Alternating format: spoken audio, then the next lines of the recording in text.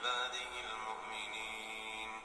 وورث سليمان داود وقال يا أيها الناس علمنا منطق الطير وأوتينا من كل شيء إن هذا لهو الفضل المبين.